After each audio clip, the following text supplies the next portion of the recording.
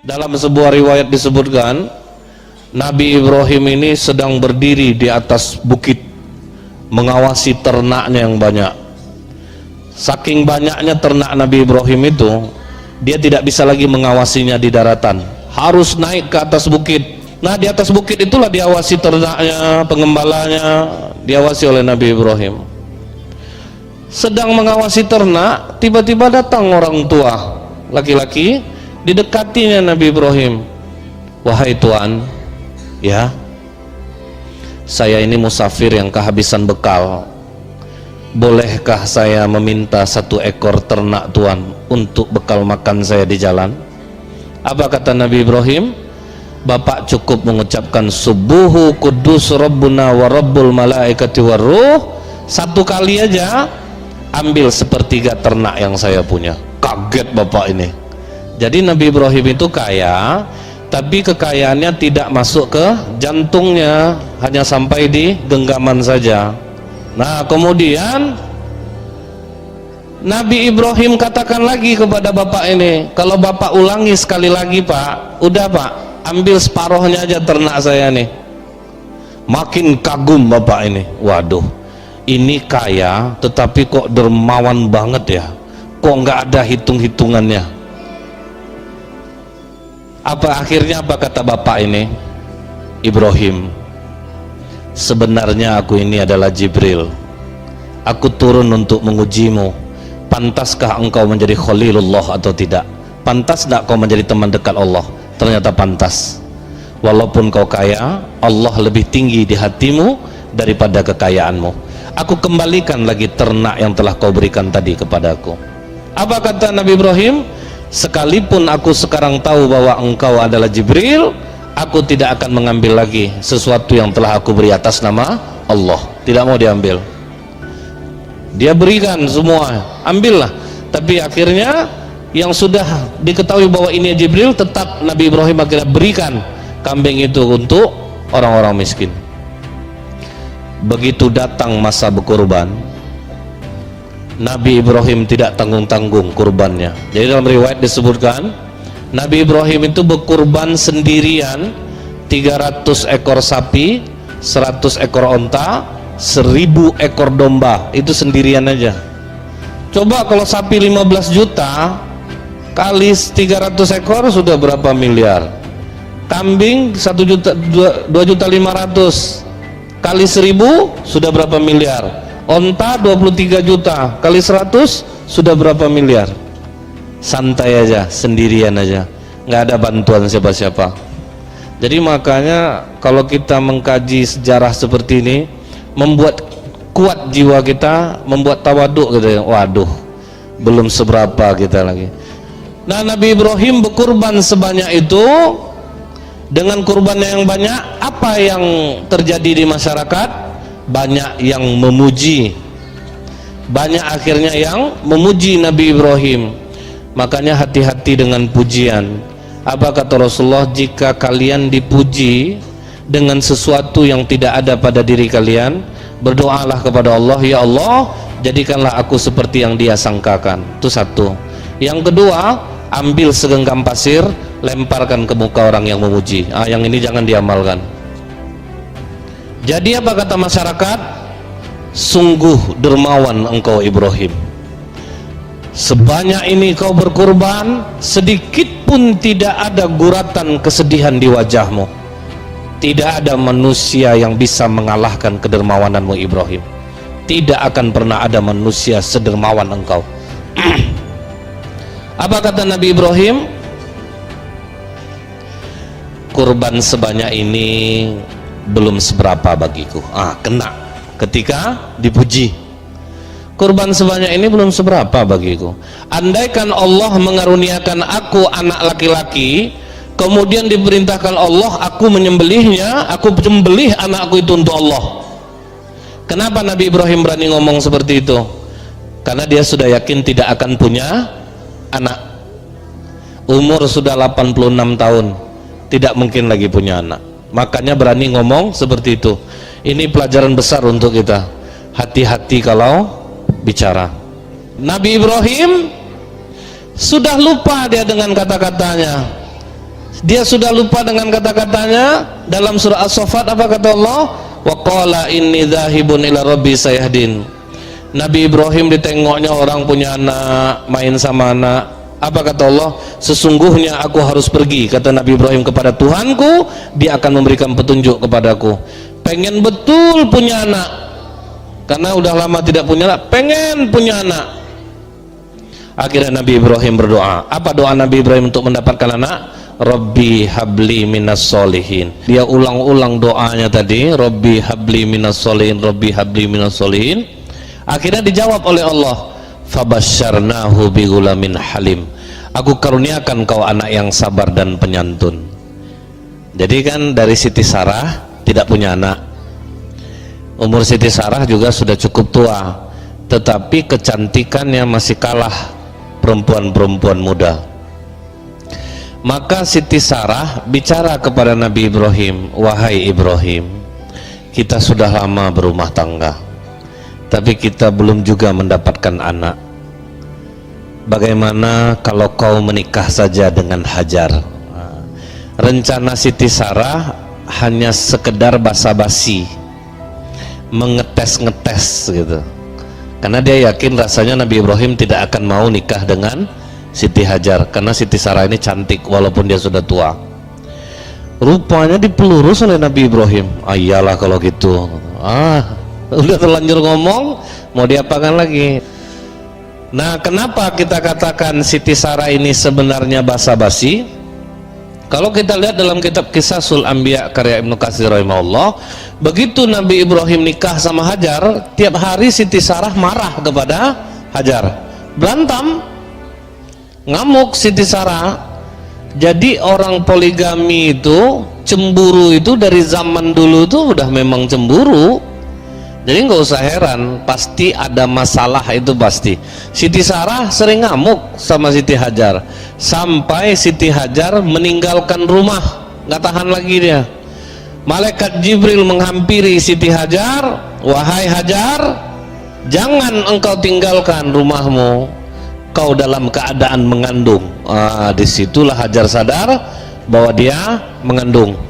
Maka ditutupinya lah kandungnya dengan stagen. Jadi perempuan pertama yang menggunakan stagen perut itu adalah Siti Hajar. Cuman kandungan semakin lama semakin besar, tidak bisa ditutupi lagi. Akhirnya Siti Sarah pun tahu dan meradang. Pokoknya begitu lahir anak ini nanti, aku tidak ingin dia dan anaknya ada di dekatku, bawa dia pergi jauh-jauh. Ngamuk Siti Sarah. Begitu lahir Nabi Ismail, dalam keadaan merah-merah itu dibawalah jalan kaki oleh Siti Hajar dan Ibrahim dari Palestina menuju Mekah. Jadi sempat tidak berenak-enak hati. Jadi sempat berantem. Di dalam Al-Quran dikatakan Allah, falamma balagha ma'u sa'ya, maka ketika Nabi Ismail ini sudah berumur cukup, ada yang mengatakan 7 tahun, ada yang mengatakan 13 tahun, tanggal 8 Tarwiyah Nabi Ibrahim tidur di Mina. Waktu tidur itu datanglah mimpi, wahai Ibrahim, tunaikan nazarmu, sembelih anakmu sebagaimana yang pernah engkau ucapkan dulu. Tidak. Wah, tuh ya, tersentak, bangun. Ini pasti dari setan, ini dari setan, tidak mungkin dari Allah. Tapi aku rasanya pernah ngomong seperti ini dulu. Dilihat Nabi Ismail kecil dipeluk oleh Nabi Ibrahim, sambil menangis tertetes air mata sang ayah ke tubuh anaknya. Nabi Ismail pun terbangun, ayah kenapa kau menangis? Tidak nak, ayah sangat mencintaimu. Dipeluk oleh Nabi Ibrahim. Ini pasti mimpi buruk, mimpi dari setan. Tanggal 9 Nabi Ibrahim pindah tidur ke Arafah. Di Arafah datang lagi mimpi yang serupa. Kali ini Nabi Ibrahim bangun, langsung dia meyakinkan dirinya, ini mimpi dari Allah, akan aku sembelih anakku. Jadi berani ngomong, tanggung jawab Allah segalanya. Aku pernah ngomong menyembelih anak untuk Allah, aku sembelih anakku untuk Allah. Tanggal 10 Zulhijjah Apa kata Nabi Ibrahim kepada Hajar? Wahai Hajar, mandikan anak kita ini bersih-bersih, beri dia wewangian, beri dia pakaian baru, karena aku hendak membawanya bertemu dengan Allah. Jadi sejarah pakaian baru itu adalah hari raya Idul Adha. Sambil menunggu anak dimandikan, Nabi Ibrahim mengasah pisau sampai tajam. Pisau sudah serasa tajam, anak sudah selesai dimandikan, beri wewangian, kasih pakaian, maka anak ini dibawa jalan menuju Mina.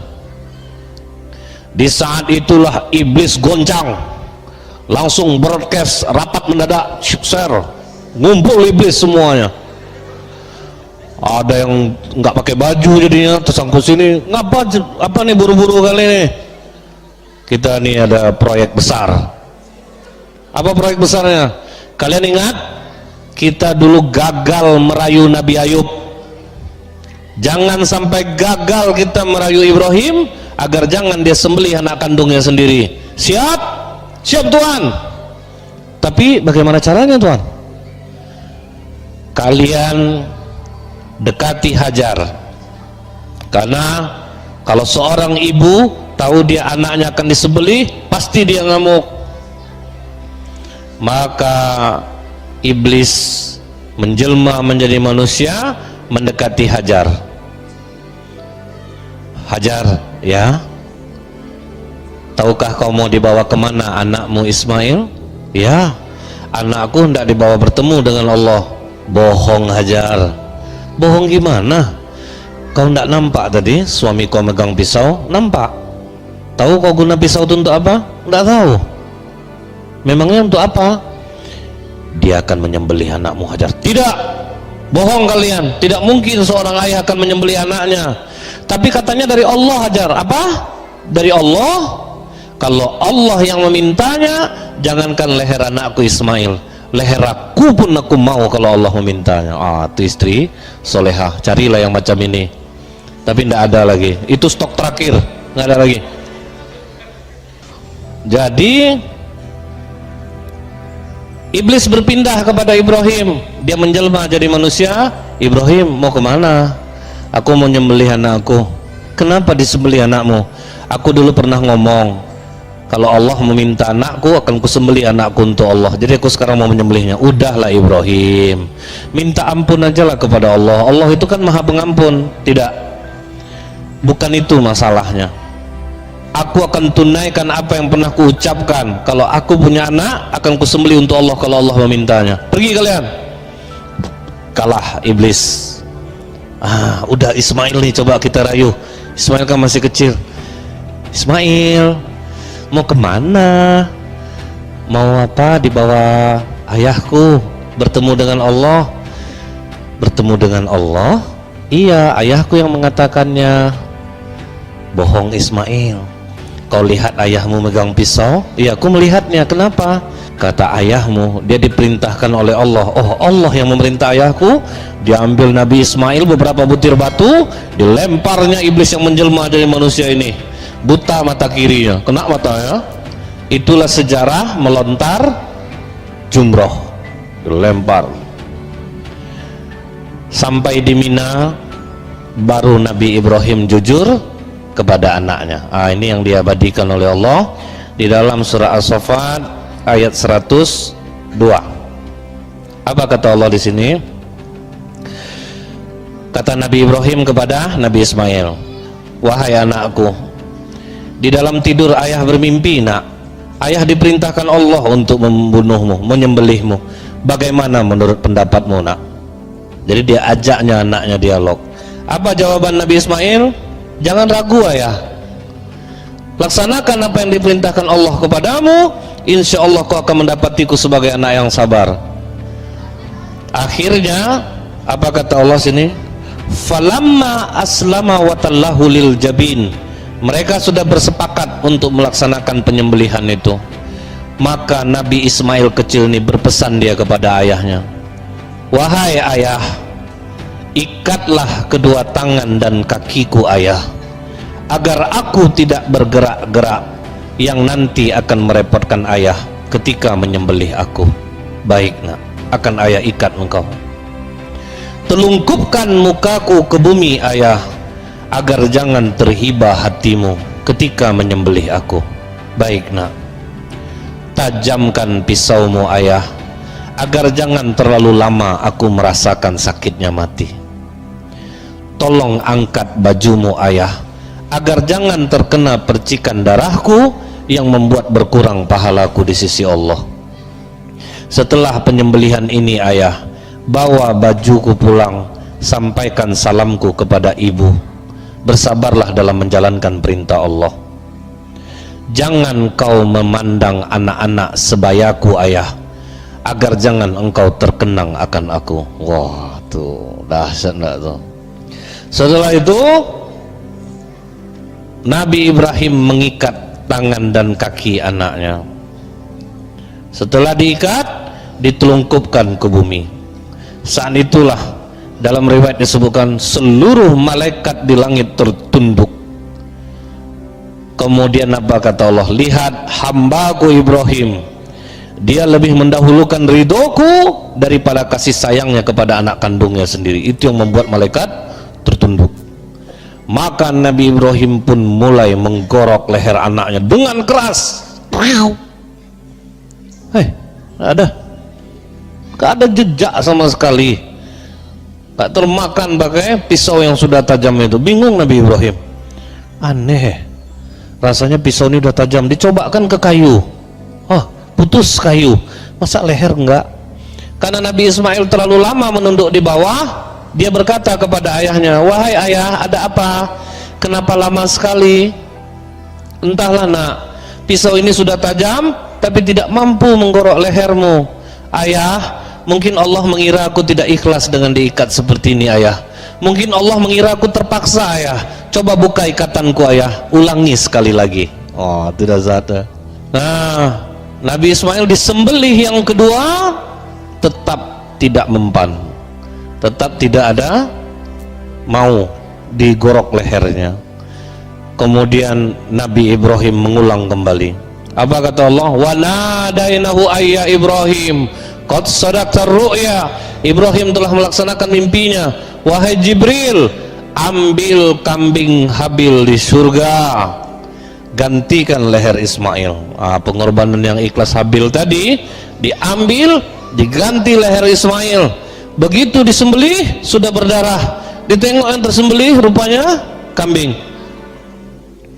Kok jadi kambing Ismail nih? Rupanya pas Nabi Ibrahim membelok ke belakang, dilihatnya Nabi Ismail dalam keadaan segar bugar.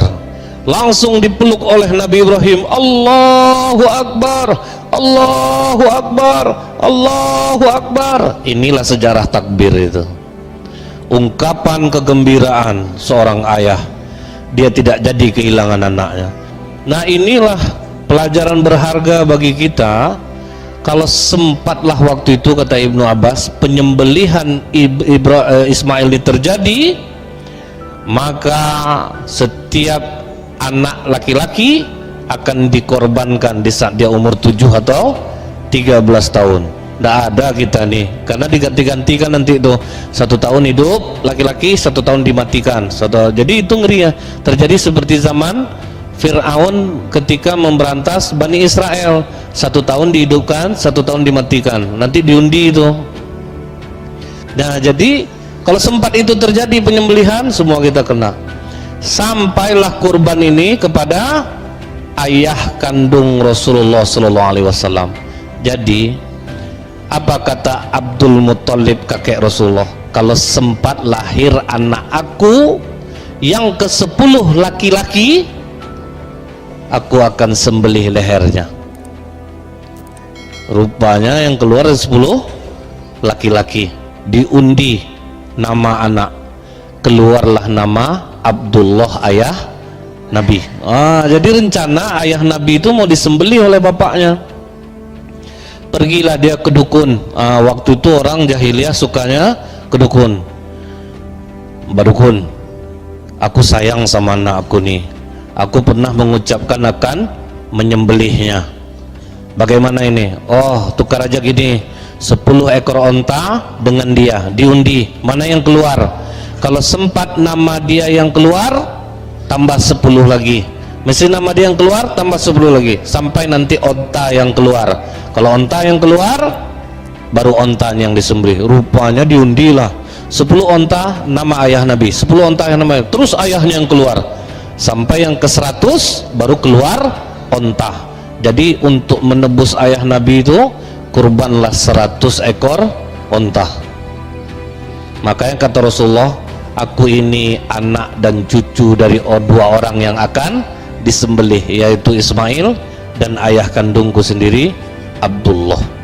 Jadi inilah kurban yang hakiki.